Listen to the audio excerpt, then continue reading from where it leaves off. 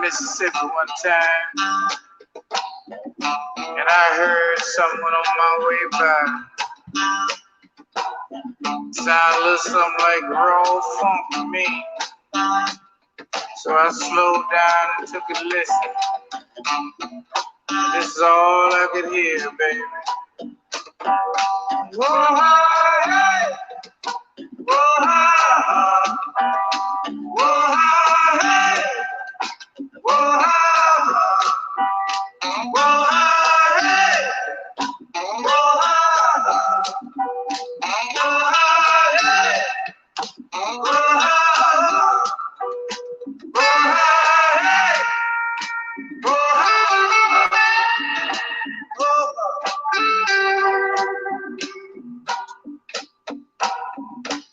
It got so good to me, man, that I stopped running.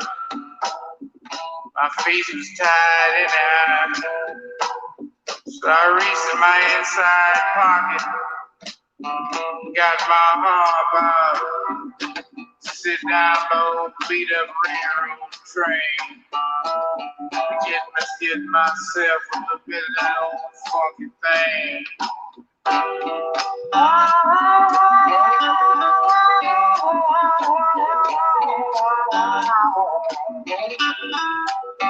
Yeah.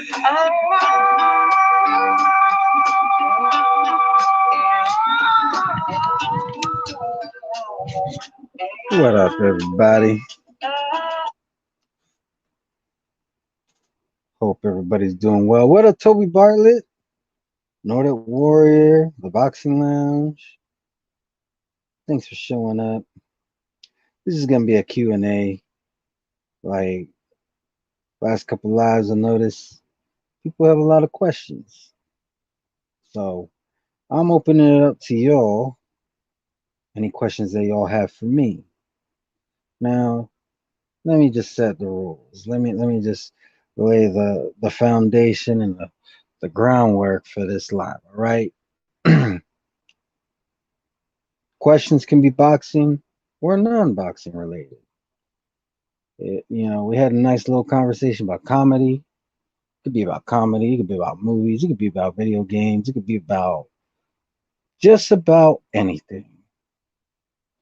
Now, no racist shit. No, don't really want to get into politics. Like, there's channels that they dip into politics, and that's perfectly fine. I wish not to do that. I mean, I've talked about politics on other people's channels before, but I don't really want to bring that energy over to this channel. So I don't really want to talk about politics. What I mean by politics, I mean directly about Biden or Trump or fucking Ross Perot. I don't give a shit. Please just don't ask questions about politicians like that. I'm cool with dipping into maybe some of the gender shit. I'm cool with that. What up, plant-based boxing? Are we talking about politics tonight? No, not anything direct. Because people don't know how to handle that a lot of times. And I want this to be more of a lighthearted kind of Q&A. Like I said, we can dip into some things, but I don't want to get into nothing too serious. But yeah, I mean, it could be about just about anything. Don't ask me for my address because I'm not gonna give it to you. Don't ask for, don't try to get me to dox myself. That's basically what it all comes down to. What up, big boys boxing? Yeah, I figured you were joking, plant based. What up, unrivaled boxing talking news? God bless. I hope you're doing well. Mark, man, he's I gotta say he's a really good friend. So is the boxing lounge. I've had numerous conversations with both of them behind the scenes. Very swell guys. I've talked to IOTBA behind the scenes, real cool dude. Um, Actual facts. I've had some private conversations with him.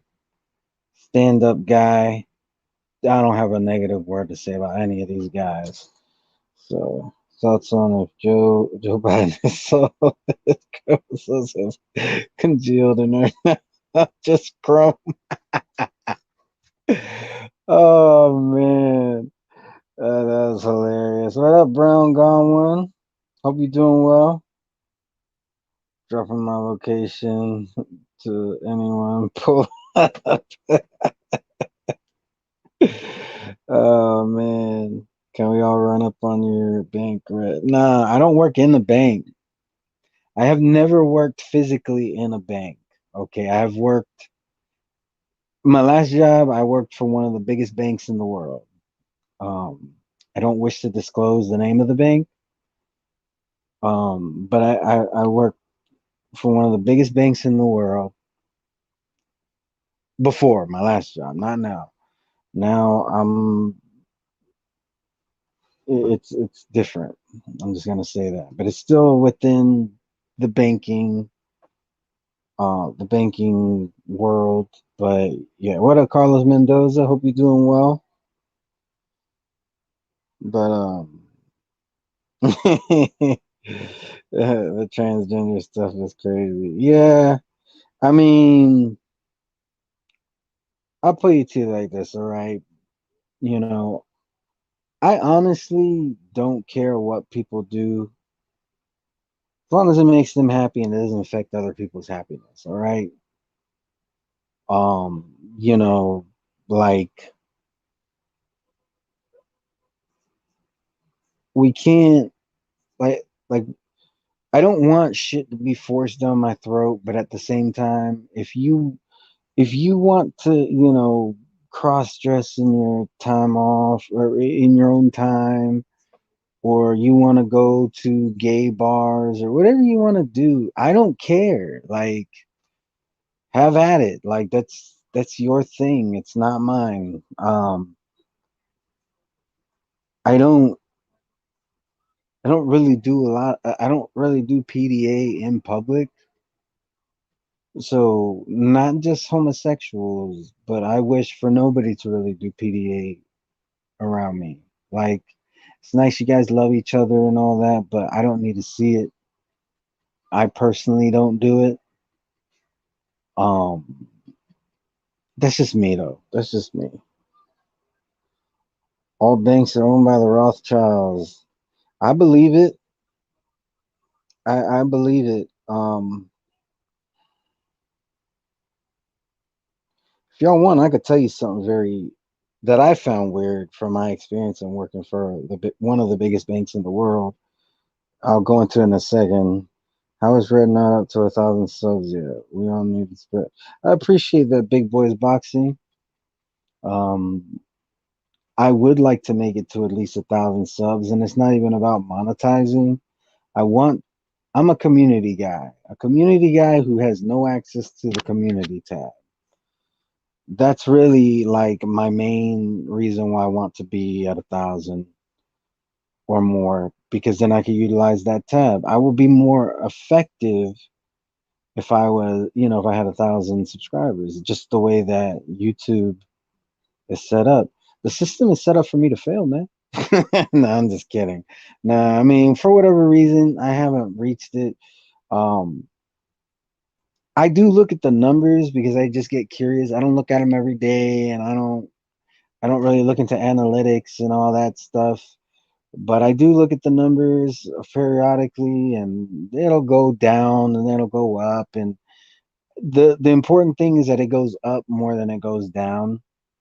For me, and that does happen, just not at the pace that I would like. Excuse me, that I would like. But I mean, it is what it is. But I do appreciate it if y'all spread the word. I would greatly appreciate it. But you don't owe it to me, so it's up to you. If you do it out of the kindness of your heart, just know that I appreciate it. I truly do. I saw that an advert for John Lewis was banned featuring a young boy in a dress. I was pleased by this. Turned out it was banned for different reasons. The boy in the dress part was fine. Oh wow. Yeah, I wish they didn't. Like, to me, you shouldn't have to have 1,000 subs to have a community tab. So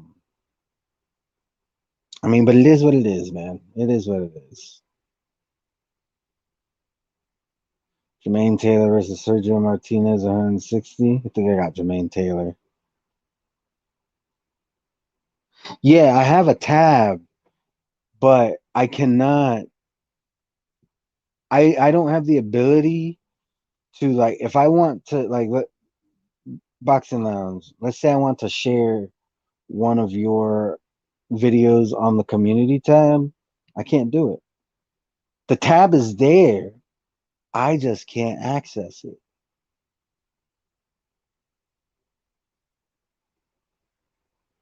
Okay, so yeah, let me go ahead and get to that before I forget. So Nick Alexander, he really wants to and this is part of the reason why I don't I don't wish to disclose the name of the bank. Because what I'm about to say, I mean, some people would just be like, yeah, whatever. Other people will say, you know what, that is weird. So, but just to cover my own ass and not have, like, one day it's like, oh, where's RGM? He's been missing for a while. I don't want that to happen. So I'm not gonna, for that reason, I'm not gonna say the name of the bank. But the like I said, I did work for one of the biggest banks in the world. All right, they're not the biggest bank in America, which is where I live, but they are one of the biggest banks in the world. Um, but one thing that I noticed, and there's other things that I noticed, by the way, and I might get into some of that stuff too. But one thing that I noticed that was weird is we had something called the private bank. All right, we had different we had different, like, banking packages, which that's not exclusive to this bank. Pretty much every bank has. They may not call them packages, but they all have, like, basically the equivalent to what we had called banking packages. All right, and, like, each banking package, you got more features. For the most part, it wasn't shit that people really used. For the most part, so they really didn't see the difference from one banking package to the other. But basically, like, there were more features that you would get per banking package, depending on the one you were in. And if you had at least this much amount of money in the bank and you averaged that every month, you didn't get charged the fee. And these were amounts that, like, most people don't really fit into these. And I understand I'm getting long-winded, and I'll try to be as quick as I can when I talk about this stuff. But anyways, like, our highest one, you had to have at least, when I first started, it was $100,000. Then they lowered it down to $50,000. All right, these are the people who, they don't have to pay for checks. They don't. There's a lot of stuff they don't have to pay for, unless they didn't have at least $50,000 and they got charged a fee every month. But anyways, we had one called the private bank. Now, private bank was very different because private bank, it didn't matter how much money you had in the bank. You could have $50 million, It didn't matter. You couldn't just simply be in the private bank just because you had a shit ton of money. Now, these people also didn't pay for checks. In fact, there were things that they didn't pay for that the people with $50,000 or more had to pay for. Some of these people didn't really have a whole lot of money, to be honest. But that's not even like the strange thing. I'm just kind of giving you an idea of like what this was. And what, and so whenever we got a call, because I was basically call center at the time. Anytime I got a call from one of these people who had a private bank account, if it was something simple, they needed I couldn't do that.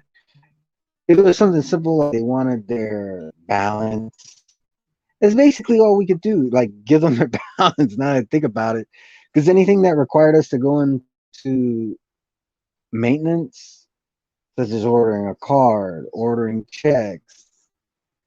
Actually, you know what? They got to the point where they told us you can order them checks, but pretty much anything else, um, they didn't. We couldn't get a transfer to their private banker. Now, here's where the weird comes in. All right, so um, when you had to look at the private bank, there's a little code you had to look to find out like where their private bank was actually located. Stores were located in New York, but we have them in other states too. But the thing that I noticed one day is that every last one of and when I say every one of them, I don't mean there was like five of them. I don't mean it was most of them. It was literally 100% of our private banks had the number 666 in no lie. Every last one of them. It could have been the street number, 666 Fifth Street. Can I make up the street because I don't want to give it because one of them I actually remember the almost exact address minus the zip code, but literally every last one of them, it was either the number or the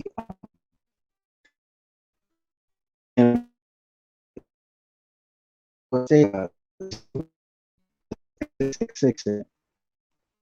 So I thought that was very strange. Hey, what up, Boxing Jedi? Hope you're doing well today. Yeah, I would be down for a YTBC bank. We might actually appreciate that, Bronze Plumber. Yeah, much respect to you. Hope you're doing well. Hold on, I want to make sure that I'm saying hi to y'all. It's the least I could do. But yeah, every last one of them. Every last one of them. Am I sounding weird right now? Shit.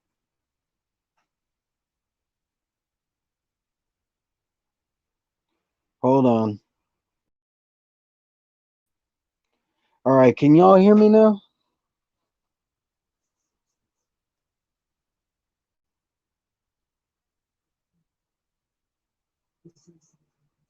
Yeah, 666 is not like sauce they put on everything. Exactly. Boxing After Dark and Nocturnal Thoughts. Welcome to the chat, by the way. But yeah, some people to be like, oh, that's just superstitious. But I find that to be weird. I find that to be extremely weird. 666 is in every single address in some way, shape, or form. It was in every single address.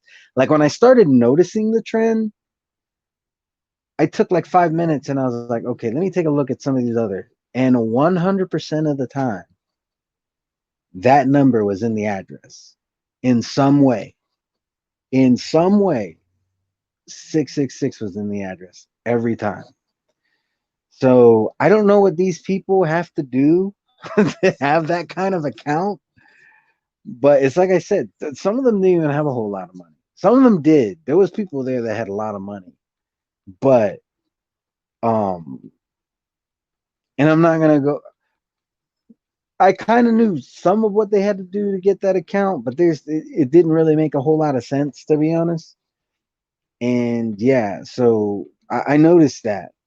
And these people were completely off limits. Like I said, most of if they called, we had to ask them what they needed help with, and 95% of the time we had to transfer them. So yeah, very strange. Um Another thing, and this is another reason why I don't want to give the name of the bank, because like I'm going into some information that is somewhat private. All right, so I'll tell you this. All right, so when Pirates of the Caribbean, I want to say it was the third one, when they were filming the third Pirates of the Caribbean, I got a call from a private banker. That was the other thing. These private bankers, they were very weird. They're they're like their demeanor, how they talk, how they act was very different. It was off putting. Like is very and the thing is our company was very strict about, okay, not only do you have to be extremely nice to our customers, when you call another department you have to be extremely nice. However, these private bankers weren't really that nice. Not to us, at least. They might have been nice to their clients, but they wasn't really nice to us. um so that was another thing I noticed that was weird about that whole thing. But um I got a call from one of the private bankers. Not every private banker was mean though. I got to put that out there. There was some of them that were okay, but generally speaking, these were a different breed of people. Um, but one of them called me. If I remember correctly, she was pretty nice. But I'm not gonna say who it is. All I'm gonna say is it wasn't Johnny Depp, but somebody who was acting in that movie. They were saying this is what the private banker told me. They said, "This is so and so's bank account," and they said their card's not working, and they're extremely upset. Right now, they're filming the newest Pirates of the Caribbean, and we need to get this taken care of. So I went, I took care. First I said, "Well, hold on, let me check with a manager," because, like I said, they were pretty much off limits. But because I was talking to a private banker, I was like, "Let me talk to a manager." I spoke to a manager. They were like, if it's the private banker telling you to do it, just do it. Um, so I did it. I took care of the issue, and so yeah, unless the private banker was lying to me, I uh, I actually worked on a famous actress. I'll give you a hint as to who it is. All right, if this is a famous actress, I'll give you a couple hints. One, she's Hispanic. Two, everybody thinks she's fine. Three, she has a movie coming out very soon. When I say very soon, I mean like within the next week. She has a movie coming out. Hopefully, that'll give you enough clues as to who I'm talking about. But yeah. So hold on, let me take a look at some of these. Yes, Nick Alexander, I agree. Bank of Satan. Uh, isn't that weird? When I started getting into the information, y'all couldn't hear me though. Yeah, yeah, and like some people will say, "Oh, you're looking into it too deep or whatever." To me, that's weird. All right, to have every address, like if there's like a couple of them, I'll be like, "All right, that's weird," but I mean, maybe there's something going on with those specific. But no, every last one of those particular banks that fell into that category. These aren't banks like you go to Bank of America, right? You got a Bank of America account or credit union account or uh, Chase or whoever. You go into a bank. These private banks were not banks that you're just gonna walk into. So Let me take a look. Honest question: is Tobey Maguire too fat in the face to be a good Spider? I I hear a lot of people, and I'm about to disagree with my brother, the boxing Jedi, right now. We agree on a lot. No, it wasn't Betty White. Betty White ain't in no Pirates of the Caribbean, not that I'm aware of. But but I don't like Tobey Maguire as Spider-Man. Like at all. Some people say, "Oh, he's a good Peter Parker." I don't think he's a good Peter Parker. I don't think he's a good Spider-Man. I don't really like him as an actor. I'm not gonna say that the Sam Raimi Spider-Mans are absolute garbage because they're not. However, I think a lot of people overrate them, and that is my opinion. Okay, you might feel that I underrate those movies. Perfectly fine, but I personally do not like Tobey Maguire as Spider-Man. The movies are not terrible. I think he is terrible. That's just my opinion, though. I also don't like that in those Spider-Man movies.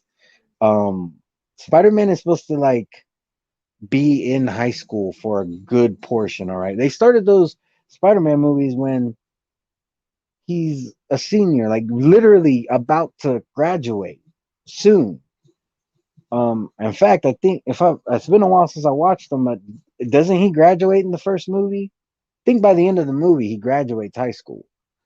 Um, and I know why they did it that way, because fucking Tobey Maguire was like he's almost 30 years old when he did that movie. So I understand why they did it. I would prefer that they just cast somebody else because Spider-Man is supposed to be in high school for a lot of his, eventually he's got to graduate. So I don't have a problem with that. But that's how they started it off. And he's supposed to be in these situations where it's like, okay, am I this girl, she said yes that she'll go to the prom with me. But now this homicidal maniac is wreaking havoc on New York City. Do I go to the prom or do I stand her up and do the right thing? And usually his social life would suffer because he would normally pick the right thing. You didn't get a whole lot. You got a little bit of that with Tobey Maguire. You didn't get a whole lot. So that's just my criticisms. Yeah, three. We can all. I think we can all agree that Spider-Man 3 was garbage. I think Sam Raimi did a good job for what he had. The issue with Spider-Man 3 is that the studios um they encroached on his creative vision, and that is why Spider-Man 3 came out as bad as it did. He didn't want to do Venom. They told him Venom had to be in the movie. So, but even the 1 and 2, like I said, they're not terrible. I just don't see them the same way a lot of other people do. When Andrew Garfield, I'll never forget, I went to the movies with my cousin to go see uh, Ghost Rider 2. And we were sitting there in the, watching the previews for, before the movie starts. They showed a preview for The Amazing Spider Man, the first one with Andrew Garfield, okay? No lie. My cousin looks over to me and says, he's got some big shoes to fill. And in my head, I said, not really. I don't think Tobey Maguire was all that. So yeah, yeah. Michael J. Fox would have been good in his heyday. There's only one Toby that's worth liking. That's right, Toby Bartlett. Toby was only good in Pleasantville. I never saw Pleasant. Oh, you know what? My bad. I did see Pleasantville. I got it mixed up with something else. Um, yeah, I don't think Tobey Maguire is even a terrible actor. I don't like. I've seen him in stuff that he was okay. Um, Not a lot, but I've seen him in stuff where he was okay. So yeah, yeah. I mean, if you think that Sam Raimi's Spider-Man was the best, you know, I'm not gonna argue with you because it's really opinion based. But in my opinion, they weren't the movies that people make them out to be. Um, I like Tom Holland's Spider-Man way better. And some people might say that's because it's like the newest, and it really isn't. Because to be honest, I don't really even have an opinion on Andrew Garfield. I'm not gonna say Andrew Garfield is better than Tobey Maguire, but I'm not gonna say he's worse. I literally have no opinion on Garfield. Um, I just I like these Spider-Man movies better. And you also have to take into account that I'm a comedy guy. I love comedies. I don't find the original Spider-Man trilogy to be all that funny. There are some things that are funny. There's some things that are unintentionally funny too. But it's to me, it's it's really not that funny. I like the jokes in these newer Spider-Man movies so far. I mean, obviously, we have to wait till December 17th. No Way Home will come out, and I'm excited for that, to be honest. And one thing I will say, it does appear that Sam Raimi Spider-Man is going to give some validity to this Spider-Man as well. So I have to give Sam Raimi Spider-Man movies that credit. Um, if you have if you haven't seen Venom, Let There Be Carnage, uh, the post-credit scene I think made things very exciting. If you want to know more about that, I don't want to spoil it here, but I did do a live that was like 20 minutes where I talked specifically about that post-credit scene. So you can easily find it. It's not that old. It's like last week I think that I did that live. So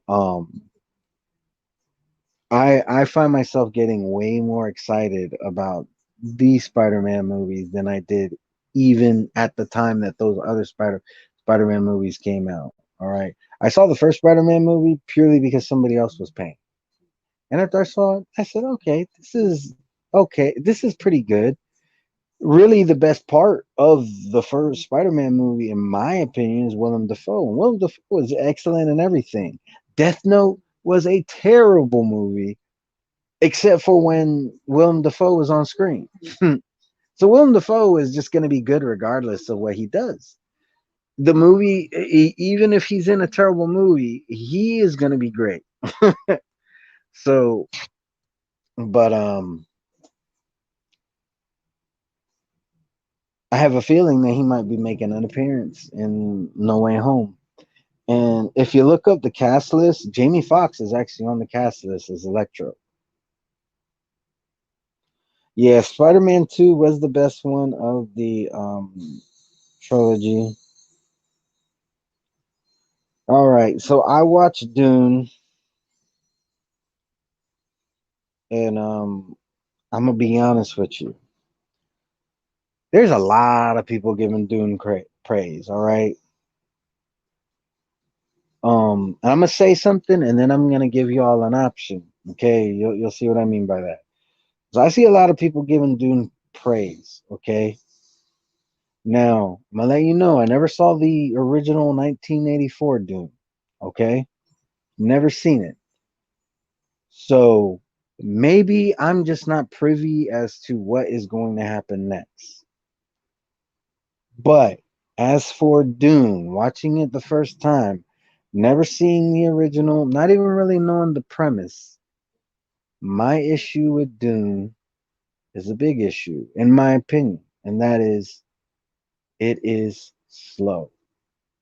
It moved at a snail's pace.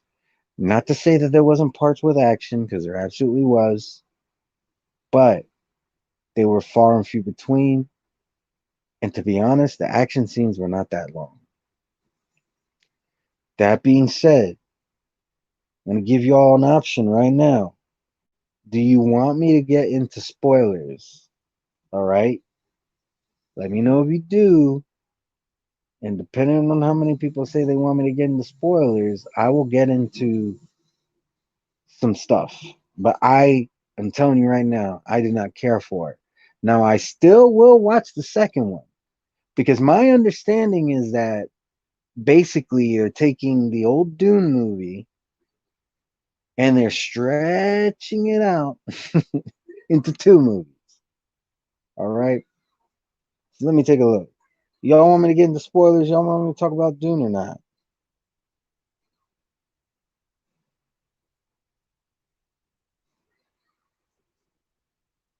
Yeah. See, that much I do know, Carlos. Because after I watched it, I'm like, the first thing I did is I watched a couple reviews of some channels that I respect their reviews. Okay. And I saw them giving this movie such high praise. So I said to myself, I have to be missing something because I sat through this movie for like 2.5 hours or however long it was, feeling very dissatisfied. But everybody else says that this is amazing. So I have to be missing something. So I did a little bit of research, trying not to spoil anything for myself. And that's how I found out, okay, this is supposed to be a two-parter. And everything that happened in the original is not happening. It's not beginning to end. So I'm like, okay, knowing this, I am going to give it benefit of the doubt that the second part is going to blow my socks off. I'm going to give it benefit of the doubt. But I was very dissatisfied. Like, oh man, it was just way too long. Hey, what up, actual facts? I never seen Spider-Man movie apart from the very original at the cinema in the late 70s, I think it was. Toby Bartlett, um I say check out Homecoming, and if you like it, definitely watch um Long Way Home, I think is what it's called. The second one. And fucking spam call came in. But can y'all hear me?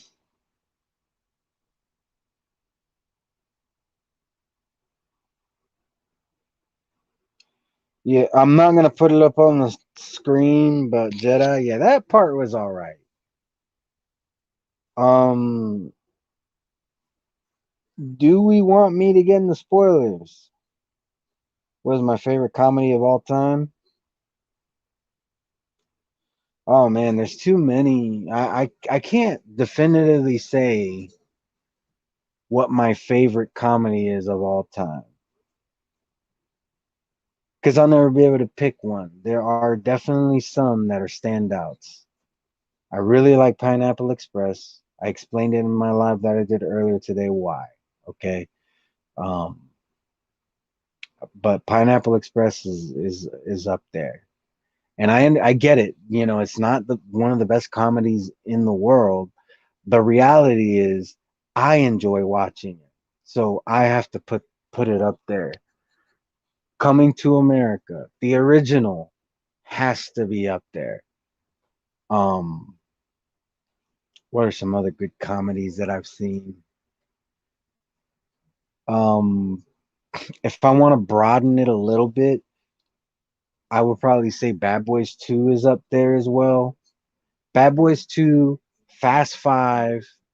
We're getting into action comedies, and we're kind of getting into other genres that ain't, but they're still comedies. I think I would put some of those in there. If I broaden it a little bit more, Forrest Gump is one of my favorite movies of all time. That's more of a drama, but definitely has plenty of comedy in it. Like Forrest Gump to me is a fucking classic. That has to be one of my favorite movies of all time, period.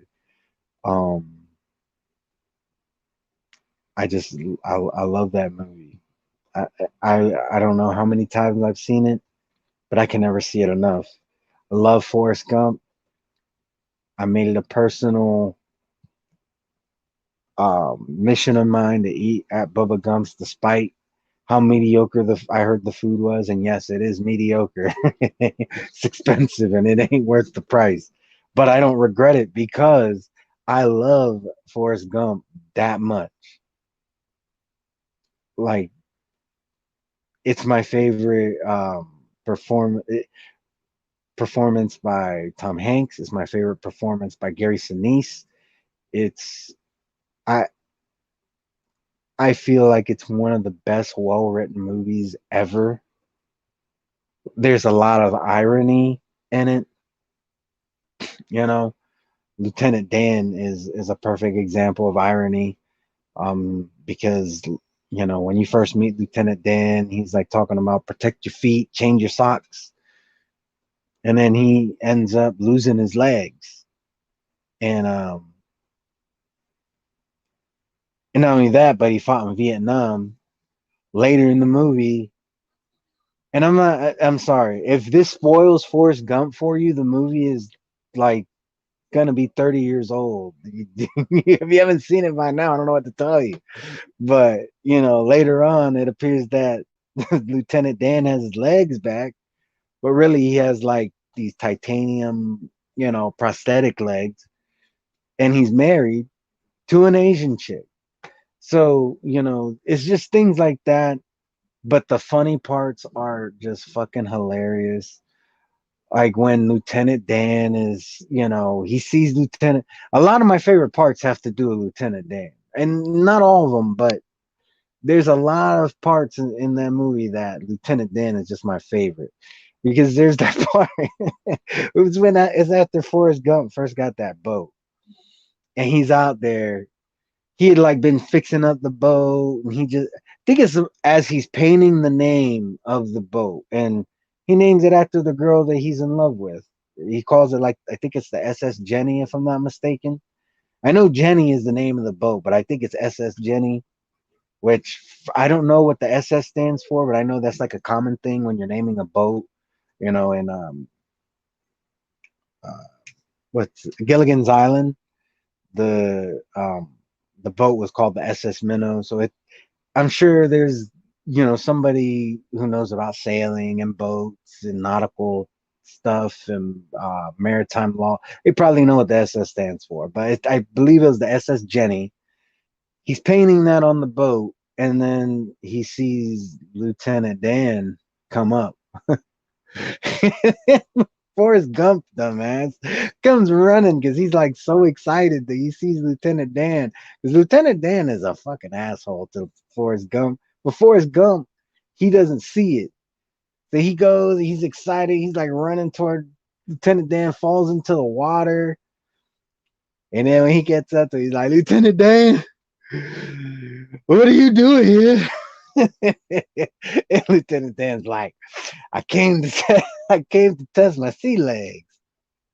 But Lieutenant Dan, you ain't got no legs.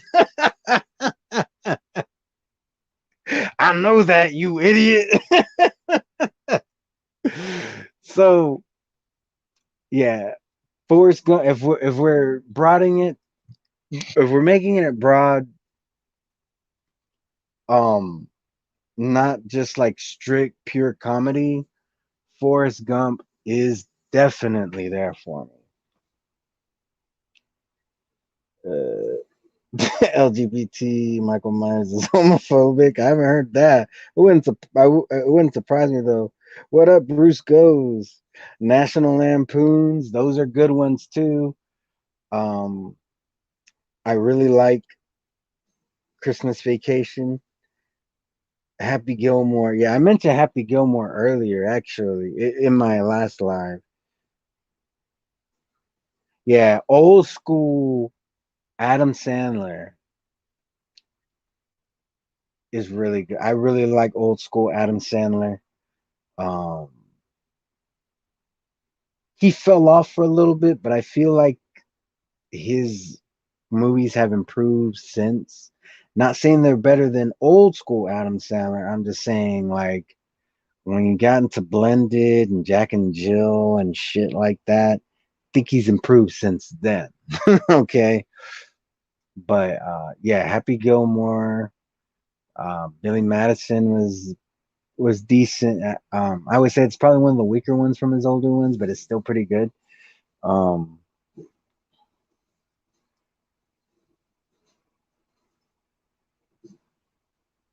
oh, I didn't know that. Yeah, they should make it the Sinister Six. I agree. So I'm just catching up on some of these. What up, Matthew Smith? Welcome to the chat. Tobey Maguire is the GOAT. He represents the comic series the best. I disagree, but I respectfully disagree.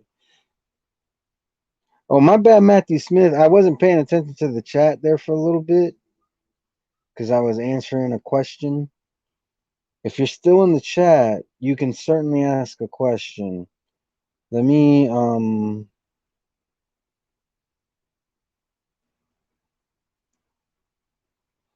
me see if you asked it. I'm not seeing it. I can remember my first pair of shoes. Mama said, yeah. Let's see. Hey, what up, Ed Collar? Matthew Smith, my apologies if you're still in the chat. If you're still there, you can definitely ask your question. But I do disagree. I don't, like I said, Spider-Man is supposed to be really in high school. And I don't feel, and Spider-Man's not supposed to generate his own webs. So I disagree with you on that he portrays the comics the best. You may have some other reasons, and you're perfectly welcome to put those in the chat. And if you still have your question, I'll be more than happy to answer it. Uncut Gems was a great Adam Sandler film, and it wasn't even a comedy. Yeah, Spanglish was pretty decent. I haven't seen Uncut Gems, and I want to. I need to watch it one of these days.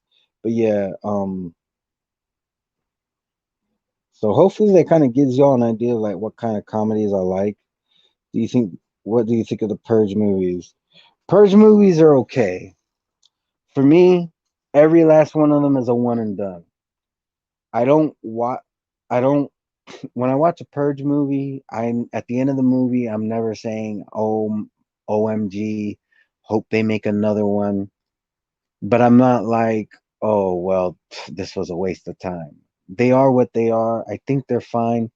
Um, if another one comes out, I know another one's coming out, but I'm saying every time I see one when it's over, I'm like, okay, if another one comes out, I will watch it once. And I'm only watching this one once. So that's what I feel about the Purge movies. I don't think they're terrible. I don't think they're like amazing. And to be fair, I don't watch a whole lot of movies over and over again. Forrest Gump, like the ones I mentioned, like Bad Boys 2, Forrest Gump, Fast Five, specifically Fast Five, um, Pineapple Express, those I'll watch multiple times. But most movies I only watch once. So it's not even a knock to say that they're one and done is not even a knock when it comes to me. To me, that means they're average. Now there are movies that I'm like, okay, I wish I never saw this. Max Payne was one of them, and I had a high expectations just because I like the video games. I like Mark Wahlberg, and it was the movie was just trash, you know. And there's movies like that that I'm just like, you know, this was not a good movie. But yeah, Purge, I don't feel that way about the Purge. I don't think that they're terrible movies, but they're definitely a one and done for me.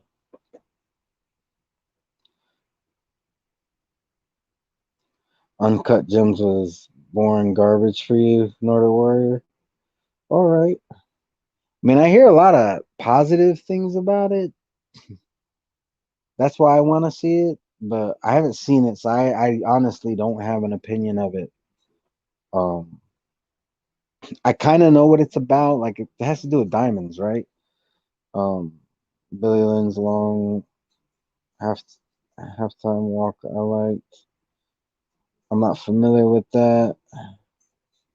I heard the Purge was bad back in 2013.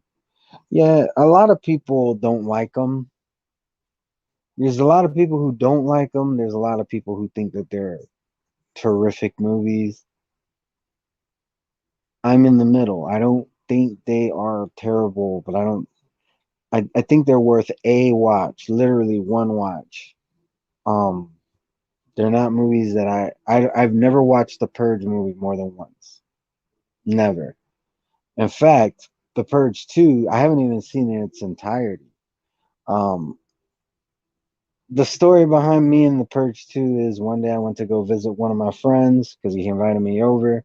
He had another friend who was there, and he had got the Purge 2 bootleg. This was when the movie was still in the movies. So I got there. And he's one of those people who felt like the movie was fucking amazing. I didn't see it that way. But they were watching it. So I got to see most of it. Um, because I think when I got there, they were already a little ways into the movie. And I've never gone back to see what happened in the beginning. And I don't have any desire. In fact, I much rather watch the Purge episode of Rick and Morty than the Purge. I've actually watched that episode multiple times because I think it's fucking funny. No, there's no surprise there. If I find it funny, then there's a good chance I'll rewatch it. I mean, even comedies, a lot of times I don't rewatch them, but when something for some reason resonates with me in a movie, I watch it again and again and again. And I really, if you've never seen that episode of Rick and Morty where they go to this planet and the whole planet is purging, to me, it was fucking hilarious. Hold on.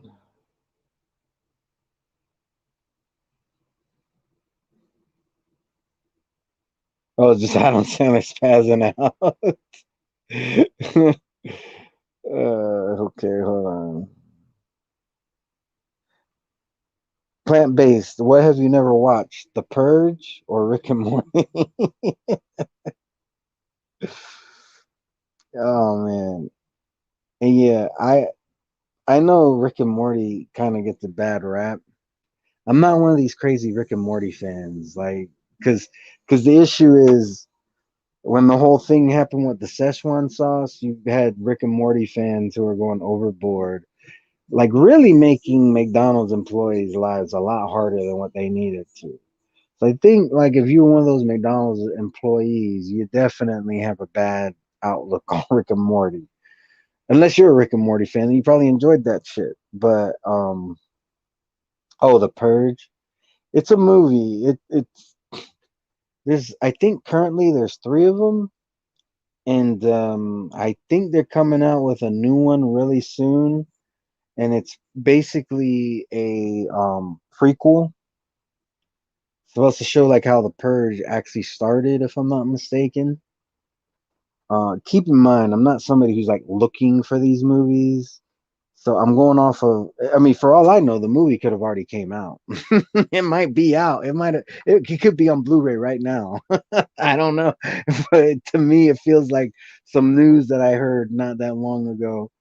But it's supposed to be a prequel, and if it is, I'll give it a watch. Yeah, different doesn't always mean better. Let me see. Adam Sandler films in the '90s were classic. His films in the early 2000s were okay, but people were getting bored of the same slapstick comedy films over and over again. Uncut Gems was something different. Okay. I mean, obviously, you guys just have a difference of opinion. I haven't seen it, so I can't give my own opinion. I just saw the latest a few weeks ago. That one didn't end in 24 hours. Okay. If I'm not mistaken, isn't the purge over the course of 12 hours every purge? I keep hearing people say 24 hours, but and I definitely could be wrong because, as I just stated, I only watched each one time, and one of them I didn't even watch it all the way through. Um, but isn't it? If I'm not mistaken, it's not even 24 hours; it's 12 hours where everything is completely legal.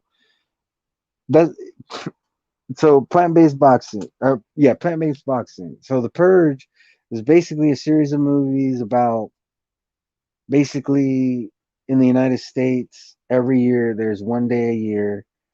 It's either 12 or 24 hours. Right now, I'm not 100% sure, but that all crime is legal. All crime. There's nothing is illegal. Um, and I'm actually going to tell you something that I actually learned recently. But everything is legal. That means murder, burglary, theft, rape, everything. There's nothing is off limits.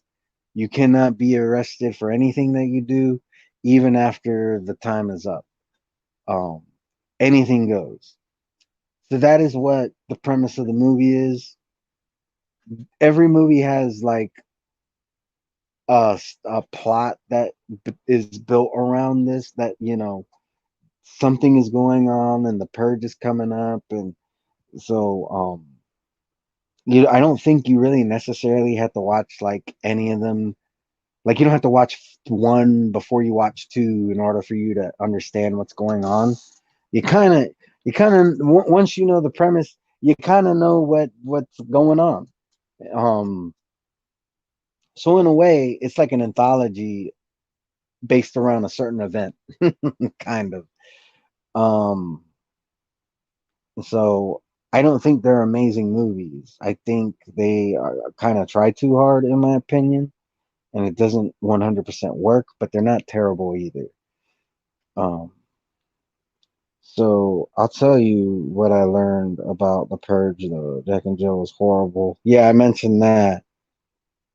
That's what I was saying. Like around that Jack and Jill time, he pretty much hit rock bottom, and I think since then he has improved. Not better than old school Adam Sandler, but better than Jack and Jill. I think Jack and Jill was his rock bottom. Give me a purge tonight. I will have all Antifa's leaders hanging by their ball. Oh man. Okay, so let me get into what I learned about the purge. I literally just learned about this a day or two ago. All right. Shout out to um the infographic show. It is a channel on YouTube. I recommend if you're looking for other content other than if you come to YouTube just for boxing, disregard what I'm about to tell you. But if you are interested in other topics, the infographic show is an awesome channel in my opinion. They animate everything. It's very simple animation. It's nothing too crazy, but it gives you they give you good visuals of what they're talking about. And they actually did a video that I watched not like I said, either yesterday or the day before I watched it. And it was about that the purge was a real thing at one time. Um, now they kind of use that vague or loosely, I should say. They didn't do the vaguely because they actually gave good.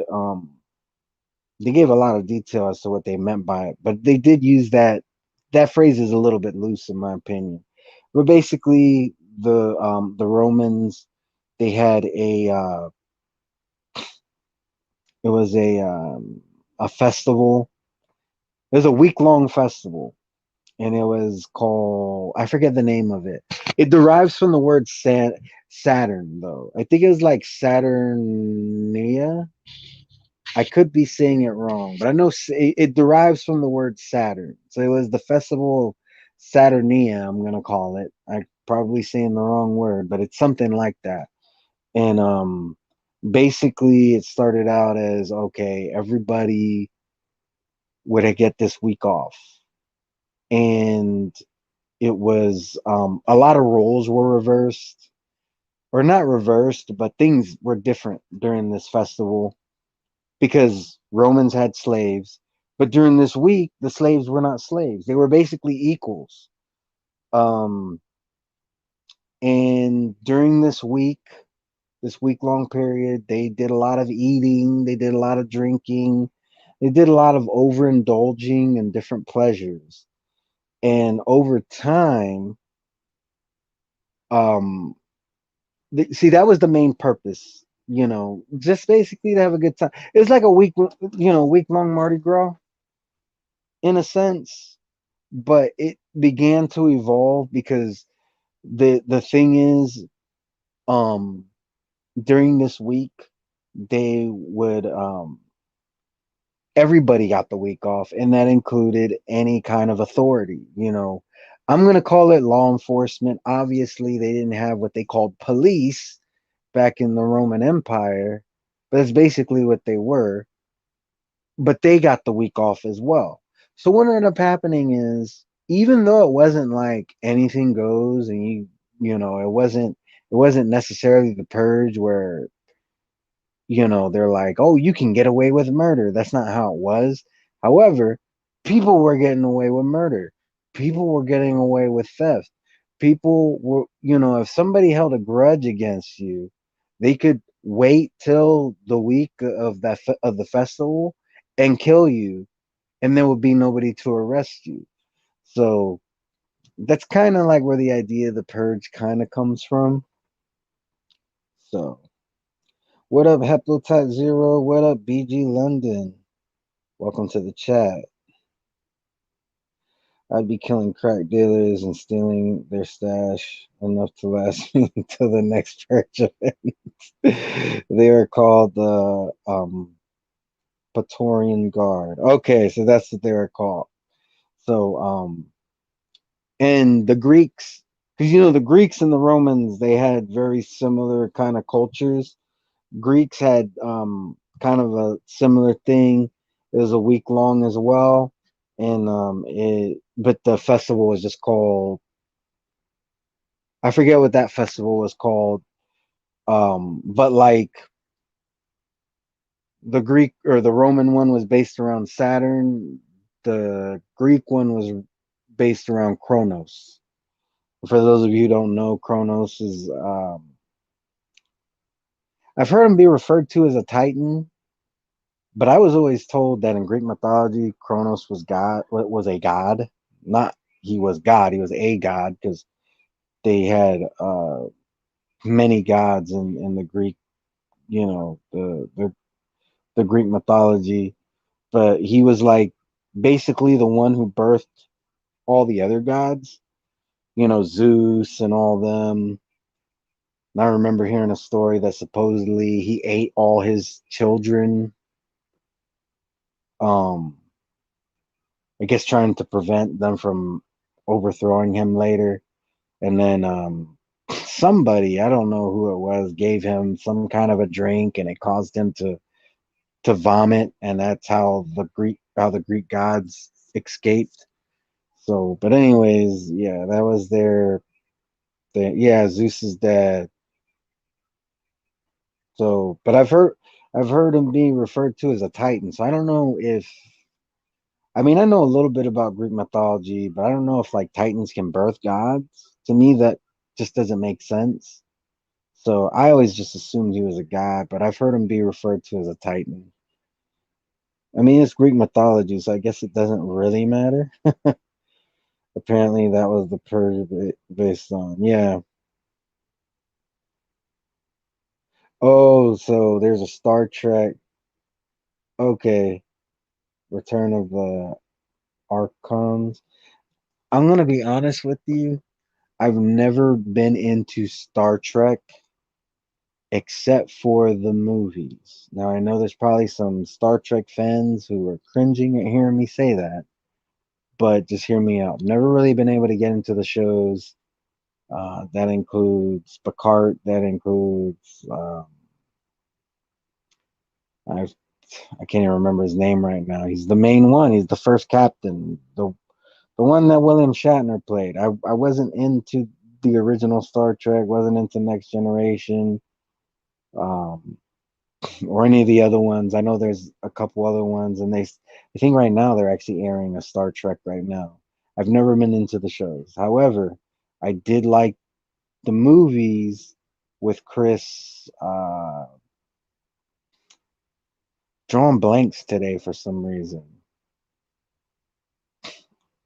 It's one of the Chris's. I can't remember his name right now, but I actually like those Star Trek movies a lot.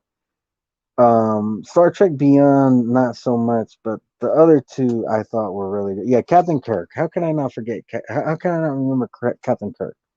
But yeah, I've never been into Star Trek. In fact,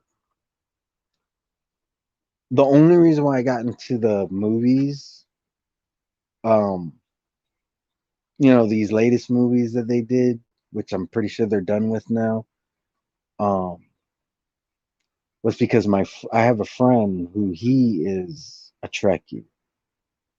If I'm not mistaken, this guy knows how to speak Klingon. So when the first movie came out, he wanted to go see it, but he didn't have anybody to see it with. And he was like, "Hey, I'll pay for your ticket if you go to see it with me." So I was like, "You know what? This is my friend. Like we've been friends since we was little kids. Like we've been friends for a long time. It's not gonna kill me to watch a Star Trek movie." And you know what? We went, we saw it, and I liked it. And he really didn't care for it.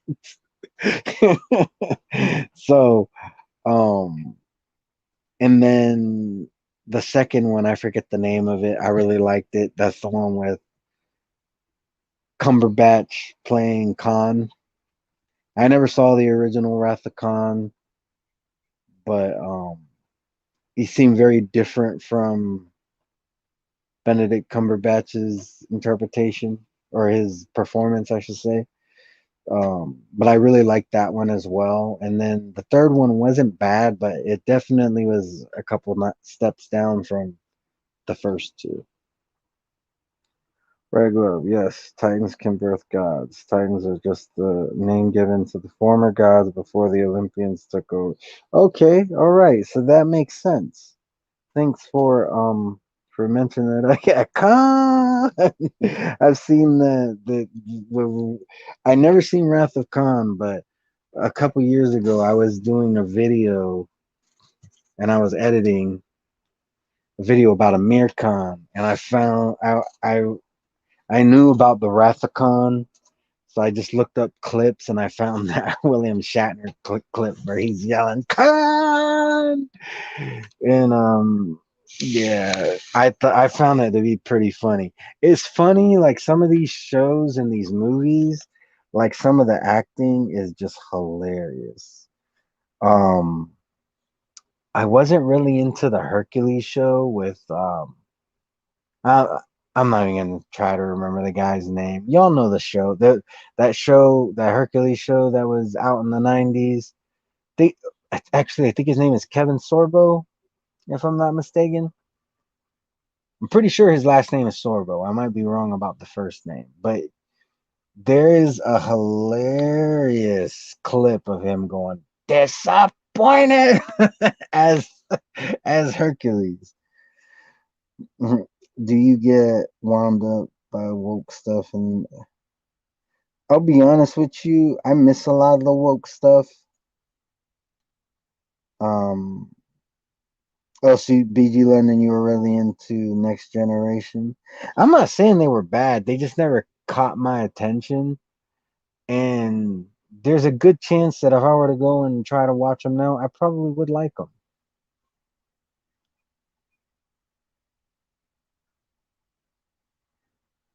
Yeah,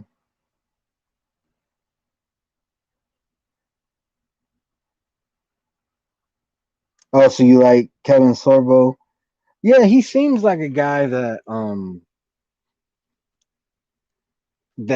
I would probably really like. He seems like a guy that seems ground. You know, he seems grounded. You know, but yeah, that disappointed. I'm gonna see if I can find it actually, because I don't do it justice. Like, it's just the funniest shit. Let me see if I can find it.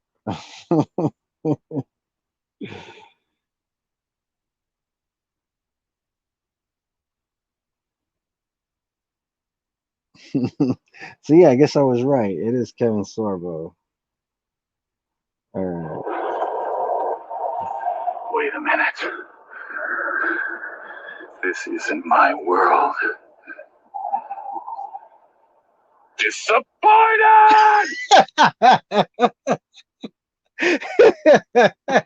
And it's even better when you see his face. I'm gonna play that one more time because that one more time. Wait a minute. This isn't my world. Disappointed! You gotta look if like look it up. You gotta see how he does it. It's so funny. Oh man.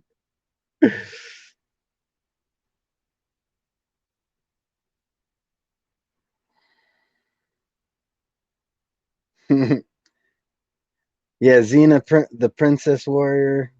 You like that better? Um, my girlfriend loves Xena. I've never actually watched Xena, but my girlfriend, she loves Xena Warrior Princess. She's a huge fan. But yeah, like, but yeah, just look up Kevin Sorbo disappointed, and you'll get the full effect because it's hilarious in my opinion. I mean, it's only a couple seconds, but it's a couple seconds of hilarity. Um, Me and my girlfriend, we were supposed to go to Comic Con this year. I'd never been. Um, so we were gonna go to Comic Con, and we were gonna go. My cousin was gonna go, and a lot of cancellations happened. Um, one of the ones my girlfriend really wanted to see, he canceled. Dante Bosco, and if you don't know who that is, that's Rufio from Hook. He was also in Blood and Bone with Michael J. White. Um, There's another movie that we saw him in recently. Oh, I can't remember the other one. He was in it like briefly, but he's definitely in Blood and Bone a lot more. But anyways, he canceled. So and then my cousin, she because so many people canceled. There was other ones that canceled too, but there was just so many that canceled on coming to the event that my cousin decided at the last second that she wasn't gonna go. My girlfriend had already bought the tickets and she no longer wanted to go. And I was like, well, I mean, we probably should just go. But, anyways, my cousin who canceled on us, her brother, we gave him the tickets. So he took a friend because it was non refundable. You like, once you bought the tickets, it was non refundable. So we gave him the tickets.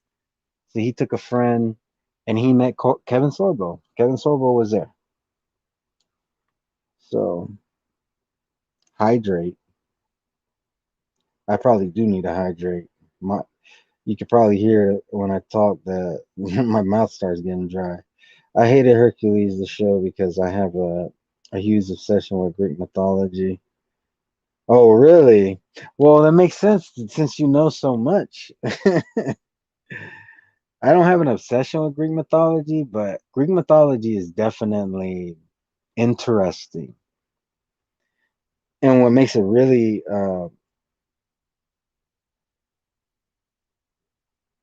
oh, you're saying I gotta go to Comic Con? Yeah, I we'll pro- we'll see what happens next year. I wanted to go, just because I never I never been. You know, it's like a lot of times, like even if you are not sure you're going to enjoy something, if you've never done it before, at least do it once. And I'm pretty sure I would like Comic-Con, but like I'm not like the biggest into the Renaissance era, but I do want to go to a Renaissance fair just to see how it is. And if I like it, I might want to go again. Um, and I'm not saying I hate Renaissance era. It's just not something that particularly interests me. But my girlfriend, we were supposed to go a couple years ago, and um, it just didn't work out. And then I think they canceled last year's because of the pandemic. One of these years, we'll make it out to the to the Renaissance Festival. I can teach you a lot in 5 minutes, RGM. A lot about Greek mythology. Xena is the first chick I ever met. Okay, I'm not gonna read the rest of that. Hey, Carlos Mendoza, that's between you and your God. That's a joke between me and Mark. But yeah, I started reading it. I'm like, wait, I'm not gonna finish that one. Um, if you've ever seen Parks and Rec, Lucy Lawless actually is in that show. Um, it's Parks and Rec has been over for a while now. But when it was airing, um, she ended up being part of the cast. She wasn't on every episode. Basically, in the or in the show, Nick Offerman's character, which is funny because Nick Offerman's real wife was in the show too. She played one of his ex-wives, and I gotta tell you about this because I just find it funny. All right, so his name is Ron Swanson in the show. I love Ron Swanson, one of my favorite characters out of any TV show. And in Parks and Rec, Ron Swanson, he has been divorced twice. All right, but he always talks about his ex-wife Tammy. Come to find out, both of his ex-wives' names are Tammy. And in real life, Nick Offerman is married to one of them. So, but in Parks and Rec, there it comes to a point because throughout the show, Ron Swanson ends up in relationships. Most of the time, the relationships don't even seem like relationships he should be in. Like he doesn't seem like a good fit. But eventually, Lucy Lawless comes along. She plays like the he has two daughters, or wait, no, he doesn't have any children. I don't think. No, he ends up like he meets her because of the daughters, but turns out she's like the principal of the local school, and he's the one that he ultimately ends up with, or she's the one. I'm over here talking all weird, but yeah, she was definitely spank material in Spartacus. She was Lucy Lawless was in Spartacus. I didn't know that. I never watched Spartacus, but I heard so much. Am I reading what I am reading? I'm pretty sure I'm not going to enjoy sodomy, and I'm certainly not going to do it once. Yeah, there's some that are obvious. They use talking about like events. I'm not sodomy is not an event. All right,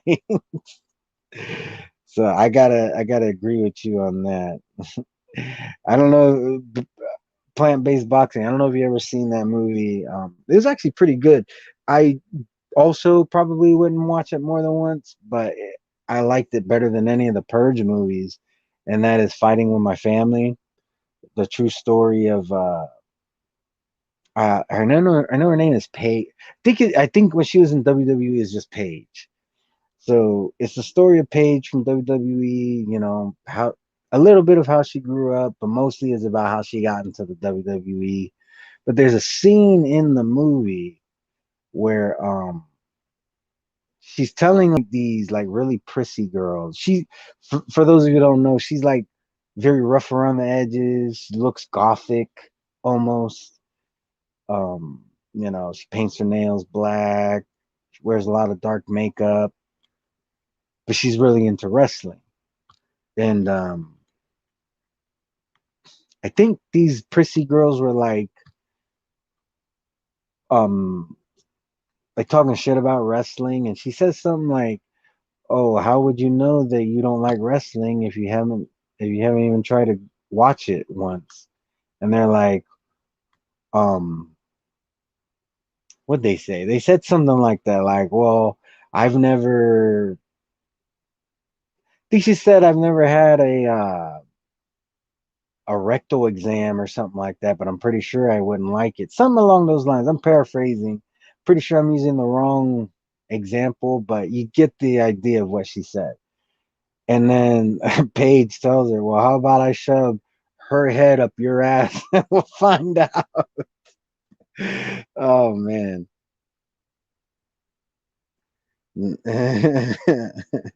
What up, James Jameson? I think you were in here before, but welcome back.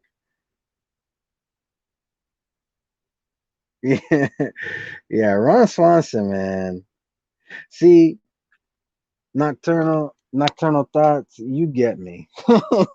Yeah, I love Ron Swanson. Like his one of my favorite ones Ron Swanson moments is when he goes to this town, and this town used to have like the steakhouse.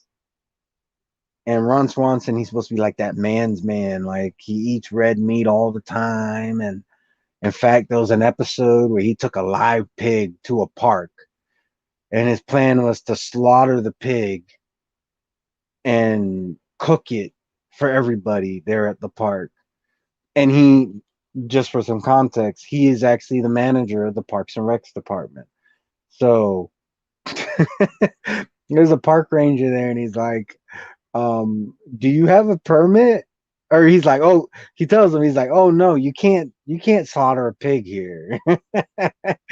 And Ron Swanson, he pulls out a paper, he goes, "Oh, I got a permit." He hands him the paper, and it says, "I can do this." He's like, "What is this?" He's like, "Well, I'm the man. I'm head of the parks department. I given myself permission to do this."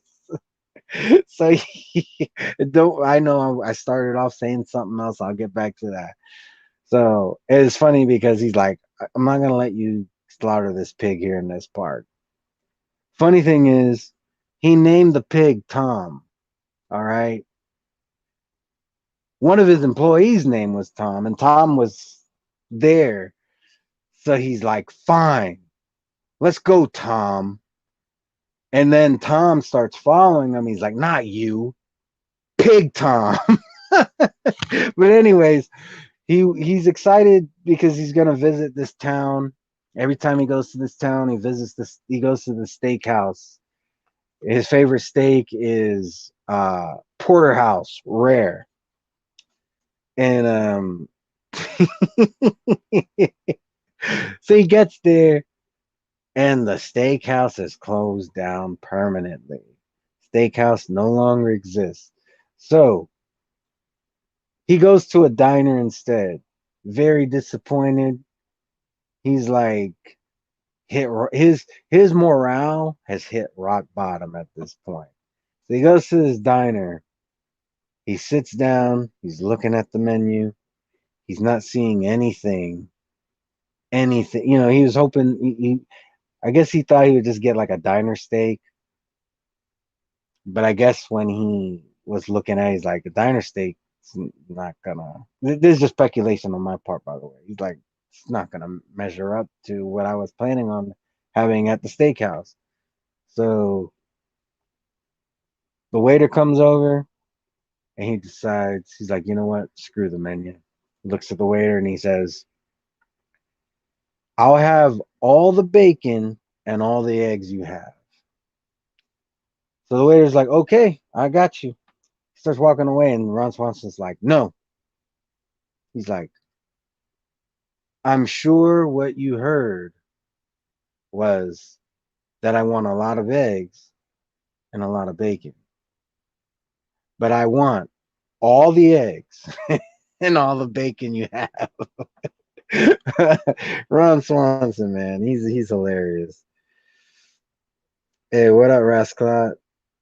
Have you seen the Black Mirror first episode? The pit. Yeah, I did see that. BG London. I really need to go and watch like all the Black Mirror. I actually heard that Black Mirror has fell off since the first season, but I'm pretty sure I saw the whole first season, if I'm not mistaken. And I did see that with the pig. And that was crazy. That was really crazy, really weird. It's been a while since I seen it, but it was like he was being forced to. What did he do with the pig exactly? Because it's like I said, I seen it. It was like some kind of random terrorist demand or something. Or it was either that or like they knew they had something on him and he had to. I don't know if he had to like stick his face in a pig's ass or something, or it was something really strange. But I did see it. There's also a really good troll episode. I think it was Black Mirror. For those who don't know, Black Mirror is an anthology show. Um, and it's based a lot of it is based around like technology. Um, but I did see that episode.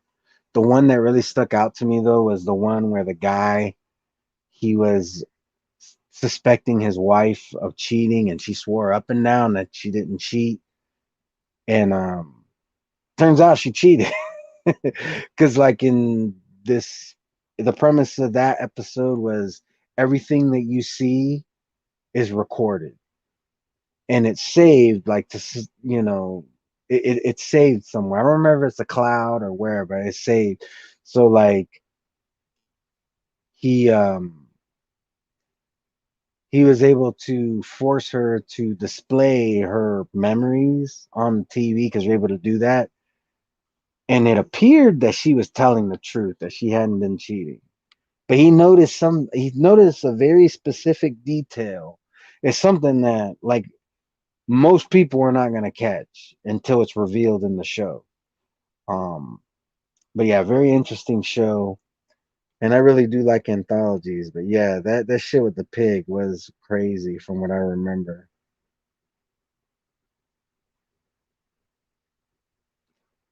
Yeah, God bless y'all.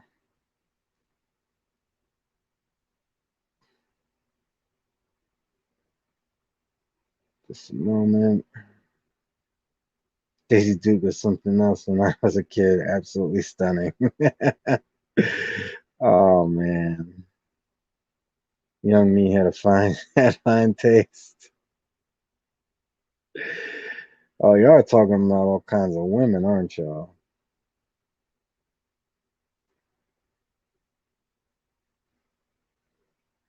If we're sharing who we first Catherine Zeta Jones.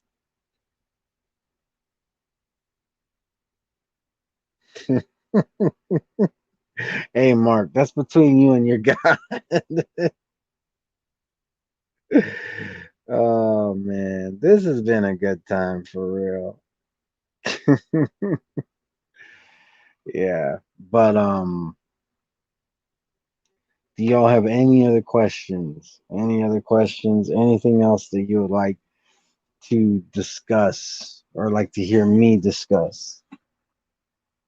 Your God is happy. Okay, okay.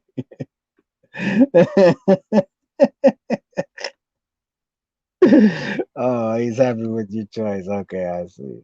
I haven't seen Catherine Zeta Jones in a long time. I'm pretty sure she hasn't acted in anything. I remember, I don't know about in other countries, but here in the States, there was a time where she was on the TV all the time. She was on the TV all the time, and that's because she was doing T-Mobile ads. And those ads read pretty regularly Scarlett Johansson or Gal Gadot. I personally think Scarlett Johansson is more attractive than Gal Gadot. But Gal Gadot by no means is ugly either. Should I watch Sopranos? I'm gonna be honest with you. I've never watched The Sopranos. Yeah, I got a question. Five fighters you think are on roids but ain't tested positive. Let me see. Let me see. All right, so I'm gonna give five, and I ask that if you are a fan of any of these fighters, I ask that you understand I am not pushing an agenda. I was asked a question. These are pure speculation. I have no proof. These guys are innocent till proven guilty, and this is just me answering the question that's been posed to me. All right. That being said, let's get into this. First fighter that I'm going to mention is Errol Spence Jr. Second one I'm going to mention is uh, Ryan Garcia. Next one I'm going to mention is Tank Davis. Let's see, that's three of them, right? Yeah, I've named three. Let's go two more. Next one I'm going to mention is I'm going to go ahead and say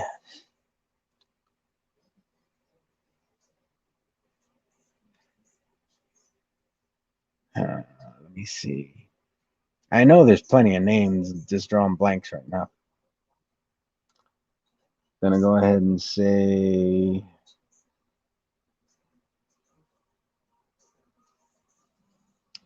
I'm gonna say Keith Thurman is gonna be on something when he returns. Being that he's not active right now, and for all we know, he could be fucking retired. I'll go ahead and still give you two more, but I'm just gonna throw him. He's a bonus. He's an honorable mention. Next one that I'm going to say is uh,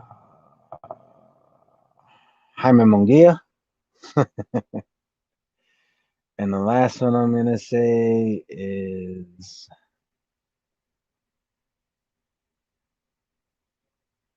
see what I'm finding hard is I'm trying to answer the question correctly because there's some names that come to mind, but technically they have tested positive.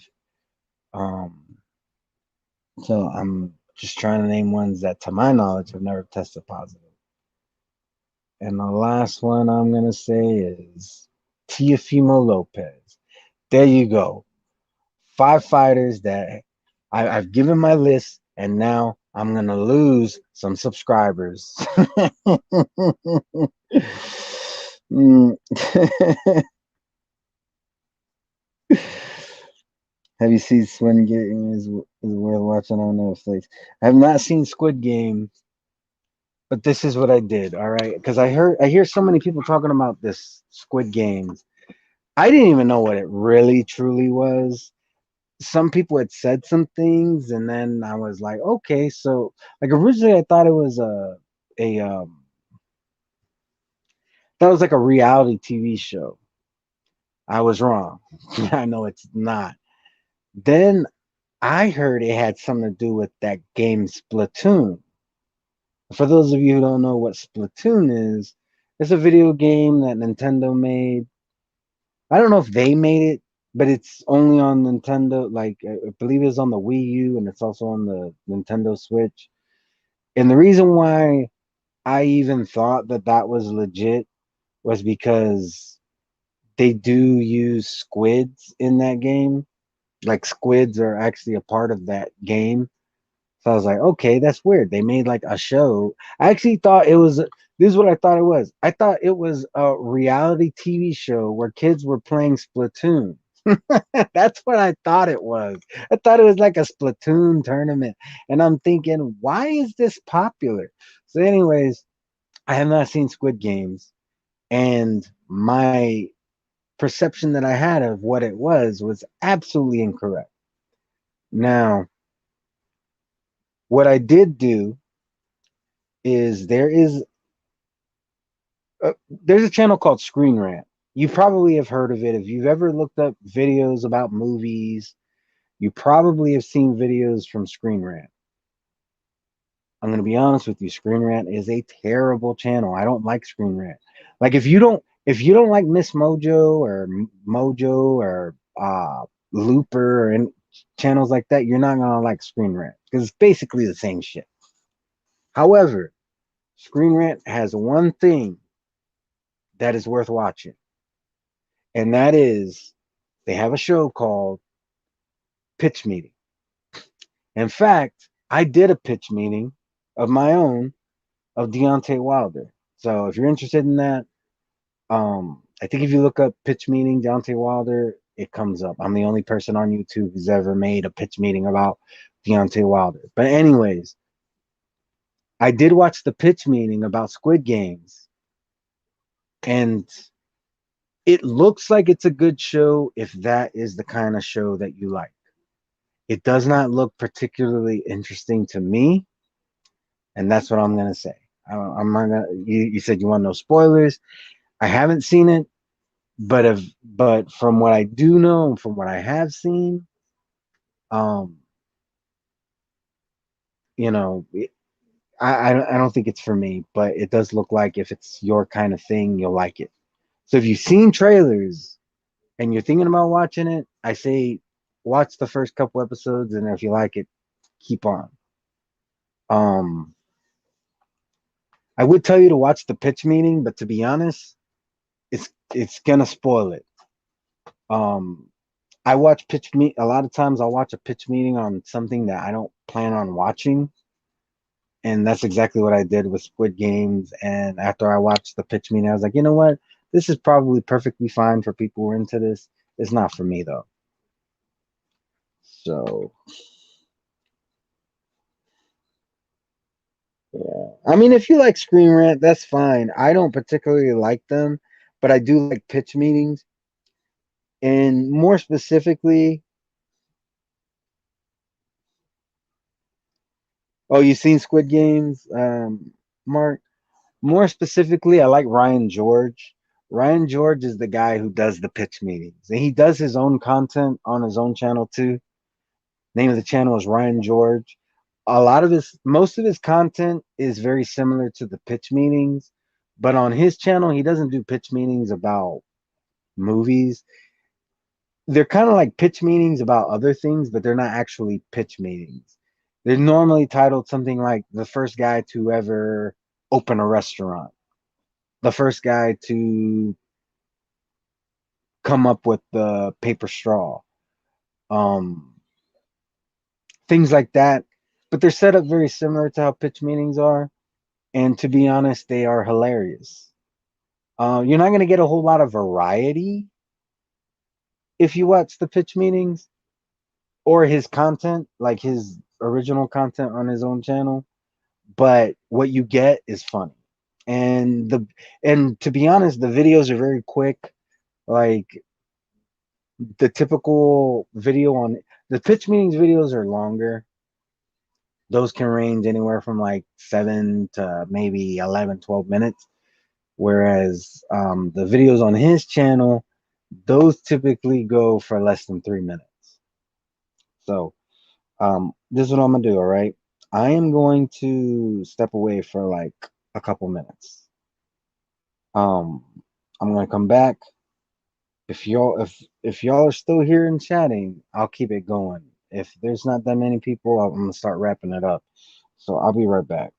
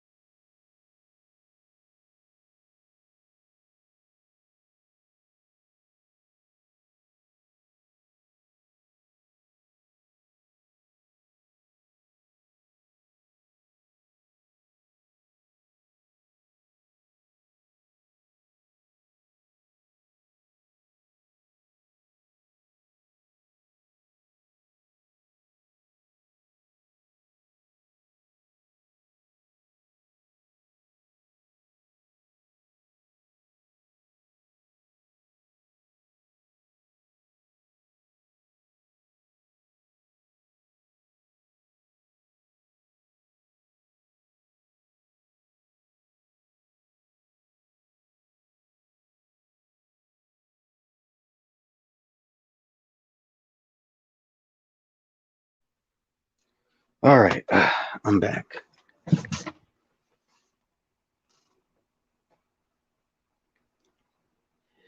What up, Ursula?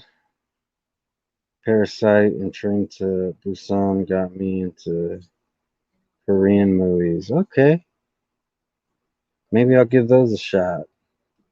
Is the Squid Games a Chinese cartoon? No, it's not a Chinese cartoon. I think it's on Netflix. It's like a Korean. I think it's a Korean show, but it's on Netflix. If it wasn't for the ending, Squid Game would have been a thumbs down for me. So the ending redeemed it. Yeah. Boxing After Dark, man. I gotta give it to you. You are a very busy man. Like I know you work, you got a family, and you work out. Like, you keep yourself in shape. I don't know where you find the time to watch anything.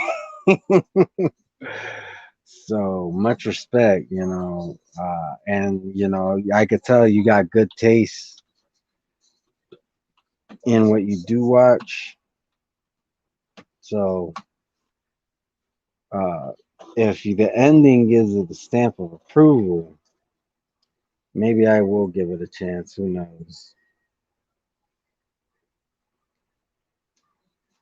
No, it's not James. It's interesting. I've seen Squid Game. Doesn't look appealing. Oh yeah, what up, Timmy Nealon? Hope you're doing well. Ursula Nealon, your sister. Hope you're doing well. Hope I hope both of you are doing well. Um, I haven't ridden a roller coaster in a while. Hopefully, when they open that new Guardians of the Galaxy one, I'll get on it. Like I'm definitely gonna get to ride it. I just hope I get to ride it like not too long after it opens. I got you through this workout. That's what's up. That's what's up.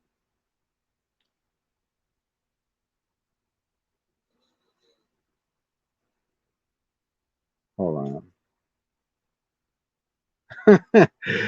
Carlos is saying they should do a Squid Game in Ireland, but instead of money, they should I guess get some uh some dope, some drugs. Yeah, I mean, to me, here's the thing. I used to have, for the longest, actually, I had a pass to go to Busch Gardens, and I know you know all about Busch Gardens. Um, and I had that pass for a while, and I went through a rough patch, and I ended up having to cancel it.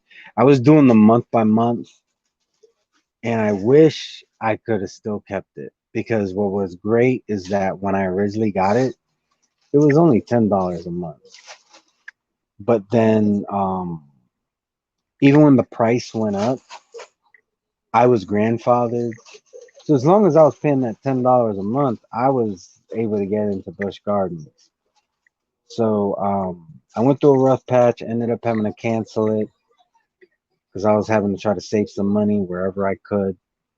And being that theme parks are not a necessity, I had to cancel it.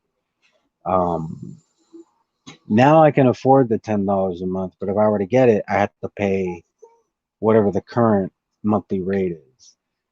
Um, so it's gonna be more than $10 a month. So um, eventually I'll get it again. I'm just not motivated to get it right now because it's more money. And to be honest, I wasn't going to Busch Gardens all that often. I would try to go as much as I could, but there was definitely good stretches of time where I didn't go. So yeah, I haven't been on a roller coaster in a while. Malaysia is the new home for martial arts movies. Extreme violence, love it. Okay. I was really into I was really into martial arts movies when I was in high school, and I still like them. I just don't watch them nearly as much as I used to. Um, I remember I saw a movie called Fist of Legend, starring Jet Li, and Fist of Legend. It wasn't filmed in English. It was filmed probably in Mandarin. I don't know for sure. Um, but I remember I watched it and I thought it was such a good movie. Then I told my dad about it, and he told me that's a remake.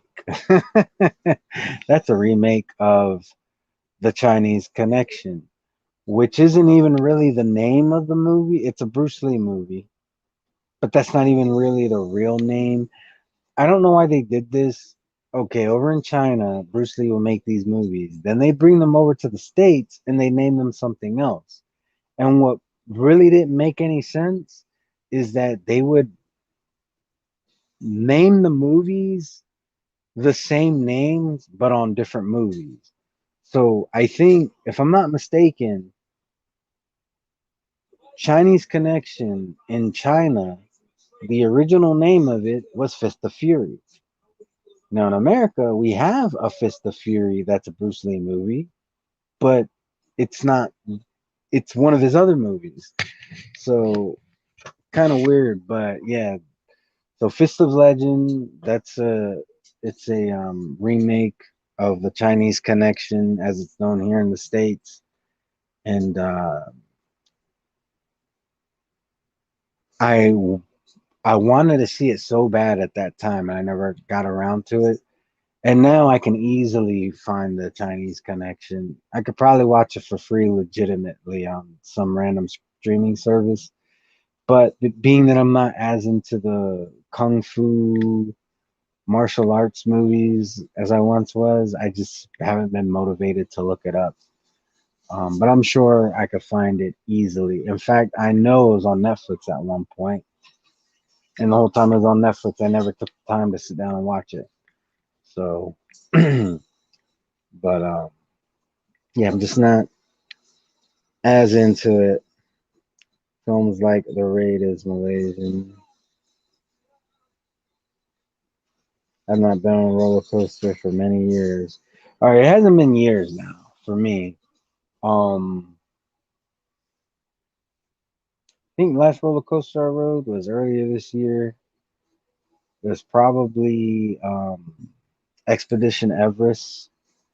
And I'll be honest with you, I don't know if it's just I'm getting old or what, but that roller coaster actually ended up scaring the shit out of me. Now, I don't think it's because of my age. I think it's because I'm not used to, you actually go backwards at one point, and I'm not used to that. So it's going to be interesting when I ride Guardians of the Galaxy because supposedly that does like a launch, it's like a launch coaster, and it actually launches you backwards. They actually call it Cosmic, it's going to be called Cosmic Rewind. So I plan on riding it, but I don't know how I'm going to be able to handle that because when I rode Expedition Everest, that was the first time I rode it. I thought, I was like, damn, this is crazy. Like, I feel like I'm going to die. I'm going to die on this fucking ride. Um,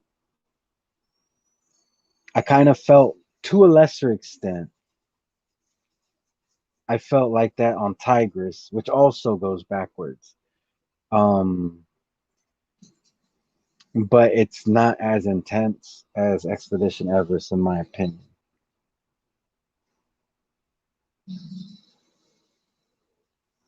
Let me take a look here. I'm gonna have to end this soon, by the way.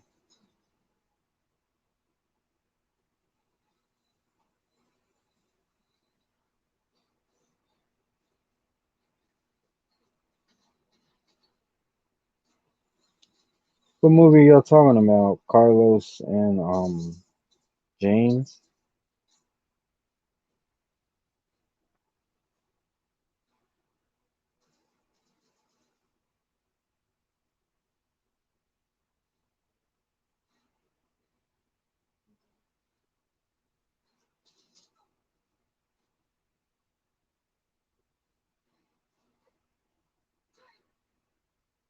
I want to know what movie you are talking about.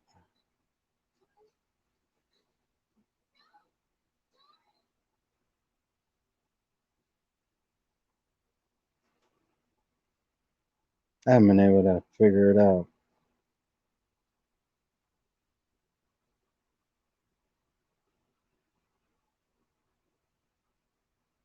Oh, Dueling Dragons nearly took your back out.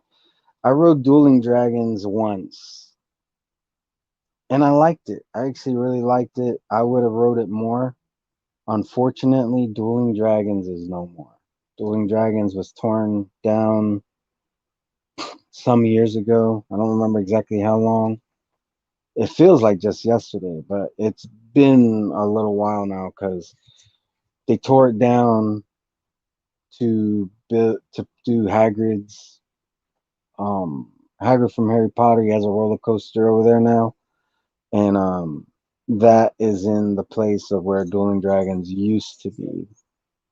Um, so unfortunately, because when I'm gonna be honest with you, when I was a kid and Islands of Adventures first opened, I was a scaredy cat. I did not ride roller coasters at all. I didn't ride well, when I was a little kid.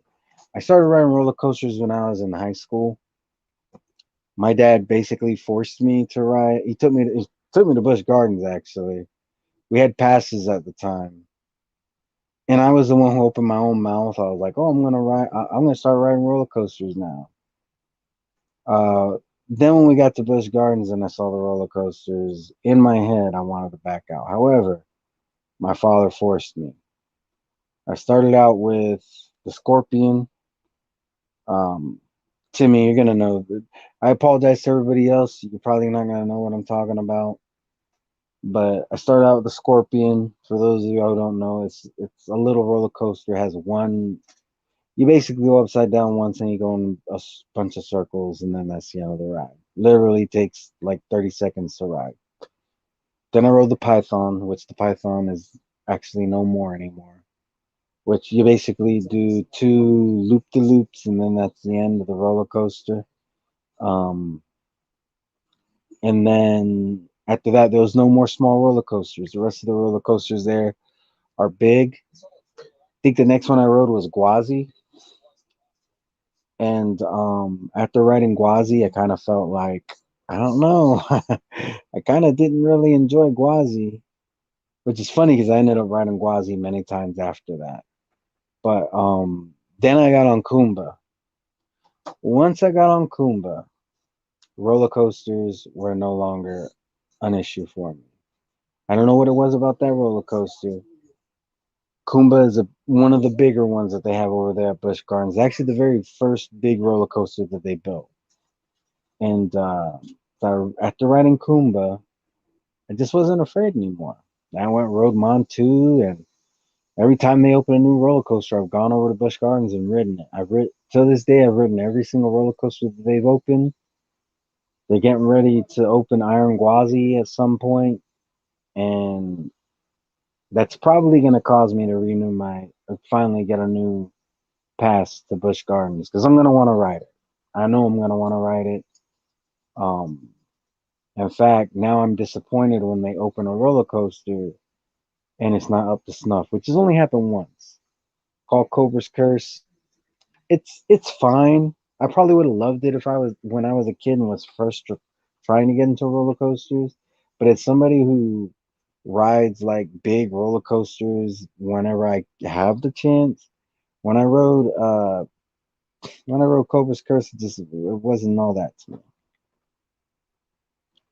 The other one we have an island is in Tokyo Park. Yeah, over at Busch Gardens I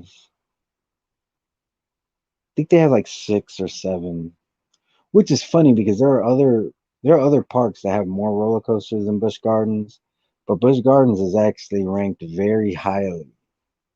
The one specifically here is ranked very highly in amusement parks for some reason. I don't know, maybe I'm jaded just because I've been so many times, but I didn't expect it to be ranked so highly when it comes to amusement parks.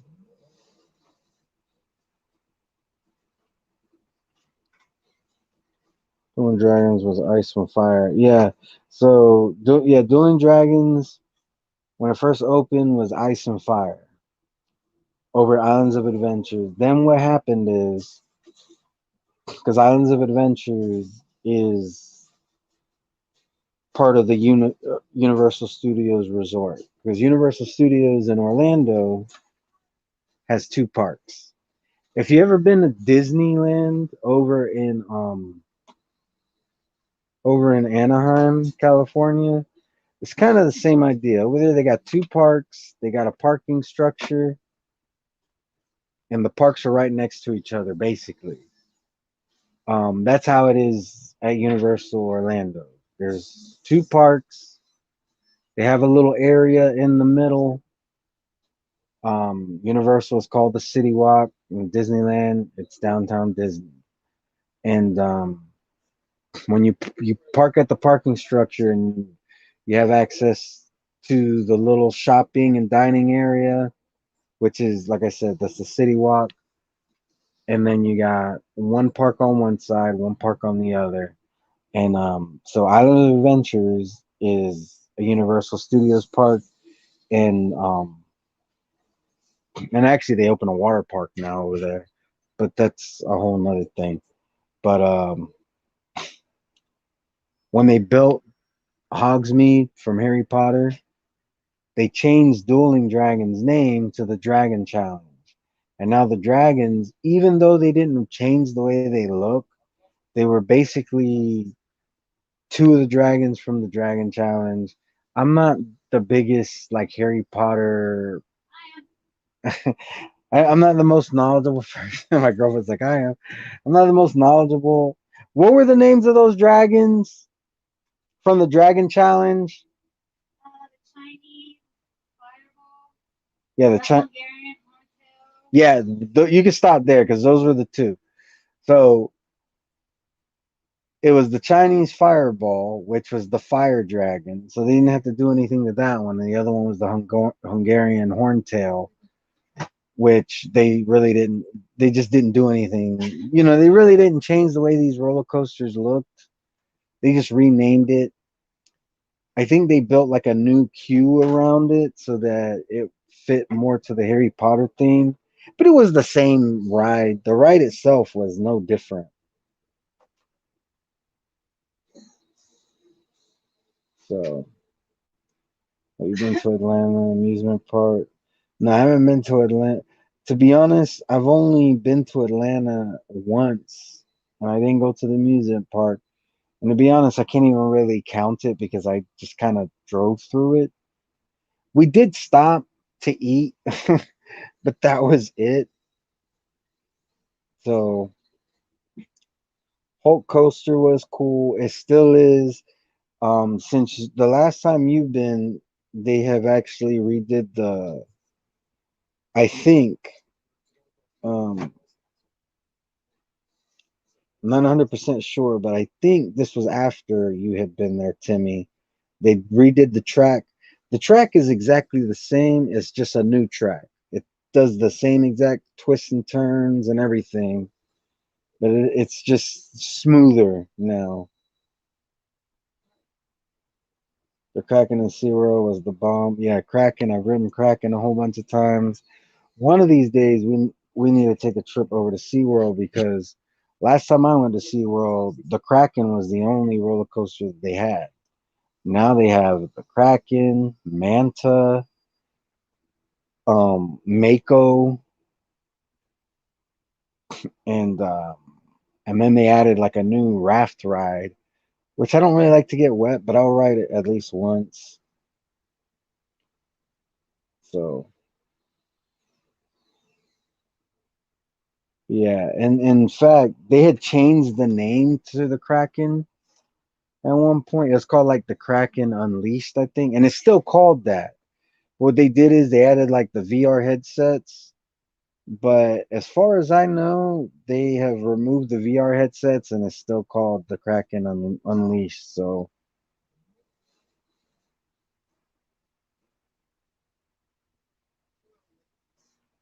But yeah, I would like to go and visit some. I've seen like I can't remember the name of the park. There's a park in the UK. You know what? I think it's Alton Towers. If I'm not mistaken, that's the name of it. Alton Towers. I would definitely like to visit there sometime. Oh, we have the best amusement parks hands down. I'm glad you feel that way. However, we may have the best amusement parks generally speaking. And I don't want to come off as conceited because I do think that overall you're gonna find the best amusement parks here. However, I don't think we have the best amusement park. I can't speak on this from experience, but I think I've seen enough of this park to say that it's better than anything we have here. Now, just so you know, I live an hour away from Orlando. Been to I've been to both Universal amusement parks. Currently, I have an annual pass to um to Disney World. I've had passes to Universal in the past. I've had passes to Busch Gardens. Never had a pass to SeaWorld, but I've been there a lot of times. I just haven't been recently. Um, and I've been to Disneyland, been to both DCA and to the Disneyland proper. And actually, next month I'm gonna be going to California, and we plan on going to Knoxbury Farm one day that we're there. So that so I have plenty of experience, and next month I'll have a park I never been to under my belt. Come next month. All right. From what I've seen of Tokyo Disney, it looks like I said, I'm not speaking from experience. It's purely the eye test. I'm using the eye test. But based off of the things I've heard and the things I've seen, it appears to me that Tokyo Disneyland probably has the best park, specifically Tokyo Disney Sea, because they have two parks: Tokyo Disneyland, Tokyo Disney Sea. Tokyo Disney Sea looks fucking amazing. That's a bucket list for me. That is a bucket list for me when it comes to amusement parks. So, but I think a lot of people have that consensus that we have the best amusement parks, and I can see why. Um, you go to Disney World, and Universal's great too. Universal's great. Like if you want to just go and knock out ride after ride after ride, and have some pretty decent theming along the way, Universal is great. It's you don't have to walk long distances to get from one ride to the next. Disney, you do. However, they have an atmosphere that is ridiculous. And it's crazy because you go to Disney World, you go to our Magic Kingdom, and you feel you just automatically have like a good feeling. Most people do, not everybody. You automatically are like in a better mood, like the music, the smell of the food, all of it is part of the experience. And you know what's crazy? As good of an experience as that is, then you go over to Disneyland and you go to Disneyland proper and you get that same feeling, but like on PEDs. All right. Like it is ridiculous.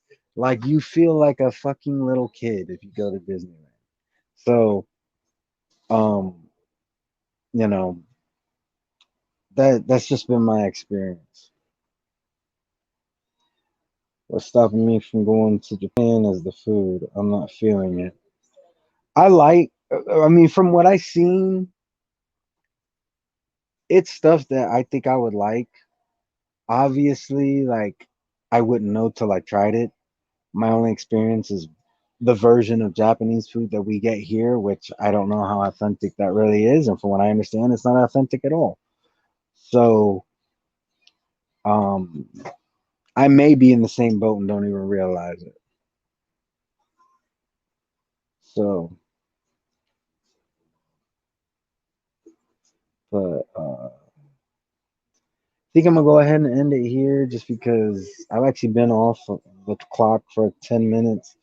I do have some things that I need to do, so I'm going to go ahead and end it here. I do appreciate everybody who came to the stream. I didn't originally anticipate it to be like very long.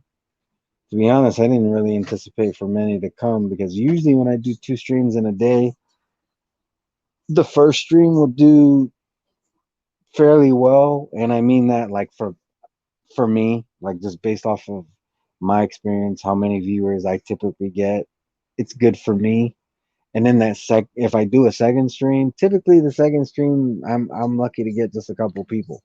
So I'm definitely glad that people showed up for the Q&A. We'll try to do another one soon. Yeah, salute to you, Boxing After Dark and Nocturnal Thoughts. I'm glad I was able to help you get through your workout. But yeah, everybody be safe, peace.